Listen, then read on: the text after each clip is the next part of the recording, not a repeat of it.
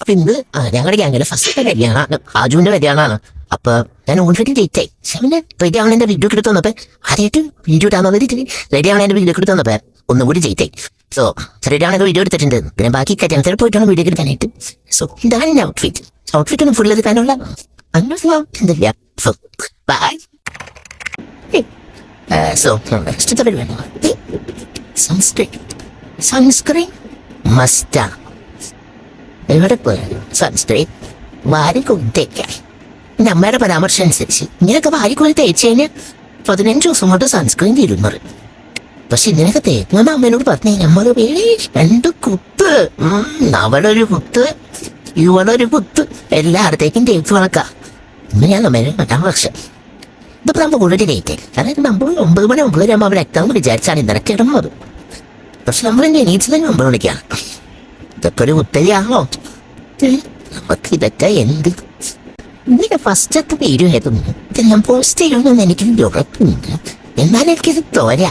ചിലക്ക് video നിൽക്കാലോ. ഇറങ്ങുന്നു. അടുത്തതായിട്ട് കണ്ണേത് ഈ കെട്ടിടയുടെ ഭാഗമായിട്ട് ഞാൻ ഓൾറെഡി കുറെ വീഡിയോസ് ഇതര രാത്രി ഇരുന്ന് കണ്ടിട്ടുണ്ടോ? എടുക്കണം എന്നുള്ളൊരു എനിക്ക്. പക്ഷേ ജോലി ചെയ്യാൻ ഞാൻ ഓർമ്മയായി പല മനസ്സിലാക്കാൻ എനിക്കറിയില്ല. ഞാൻ എത്തിനാണ് മറന്നു. ഞാൻ ഇങ്ങനെ കണ്ണാടി നോക്കിയിട്ടാണ് ഇത് എഴുതേണ്ടത്. പക്ഷേ എൻ്റെ ചെറിയ കണ്ണാടി എൻ്റെ ഹോസ്റ്റല പോയി അതിലാറുന്നു കണ്ണാടിത്തൊക്കെ ഷോർട്സ് ആയിട്ട് പോസ്റ്റ് ചെയ്യണമെന്ന് ഞാൻ വിചാരിക്കണം. എൻ്റെ വീഡിയോയുടെ ലെങ്ത് കണ്ടിട്ട് ഇന്ന് ഞാൻ മിക്കവാറും വീഡിയോ ഇട്ട് പോസ്റ്റ് ചെയ്തിട്ട് എനിക്ക് തോന്നുന്നുണ്ട്. ഇതൊക്കെ കാര്യമായിട്ടുള്ള സംഭവമൊന്നുമില്ല. ഞാൻ പൊട്ടു പക്ഷെ അത് എടുക്കാൻ മറന്നു.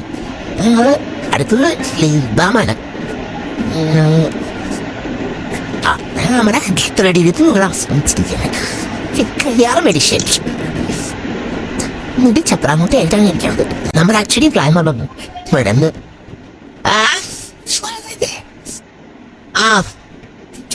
പ്ലാൻ പറഞ്ഞു കഴിഞ്ഞാല് ഇവിടെ നിന്ന് ഇങ്ങനെ പിന്നെ ഇങ്ങനെ പുത്തരാൻ.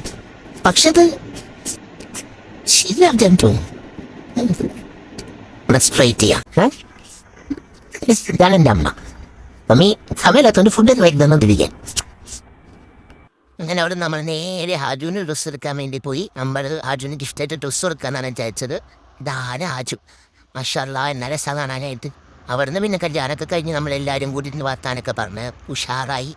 അവിടെ നമ്മൾ നേരെ പെരിയാർ ഫോറസ്റ്റിൽ പോയി വെറുതെ അവിടെ ഇരുന്ന് രാത്രിമാച്ചി ഇരുന്ന് അത് കഴിഞ്ഞത് വെറുതെ കിട്ടുന്ന അഭിനയിക്കണമൊക്കെ നൂറാളെ പ്ലാനായിരുന്നു. പാട്ടൊക്കെ കയറ്റിയിടാന്ന് അങ്ങനെ അഭിനയിച്ച് നേരെ വീട്ടിൽ പോയി. അപ്പോൾ അത്രേ ഉള്ളൂ. ബൈ.